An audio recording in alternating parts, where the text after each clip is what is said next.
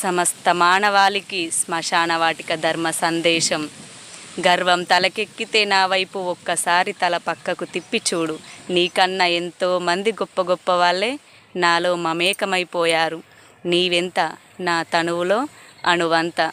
సరదాల కోసం వెళ్ళేది విహారయాత్ర అయితే సరదా తీరాక వెళ్ళేది శ్మశానం. నీ తల్లి తన గర్భగుడిలో నవమాసాలే మోస్తుంది. నువ్వు పుట్టిన నుండి నిన్ను జాగ్రత్తగా చూసుకుంటుంది. కానీ నీ పుట్టుక నుండి మరణం తర్వాత కూడా నీ శిథిలాలను భద్రపరుస్తూ నిన్ను కంటికి రెప్పలా కాచుకుంటూ ఉంటాను. నాతోట నీవి గర్వం. నా దగ్గర కాదు. గర్వాన్ని వీడు, పొగరు పక్కకు పెట్టు, అహంకారాన్ని వీడనాడు.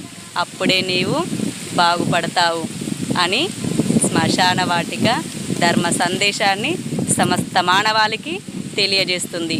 తప్పకుండా నచ్చితే మీ వాళ్ళతో షేర్ చేసుకోండి.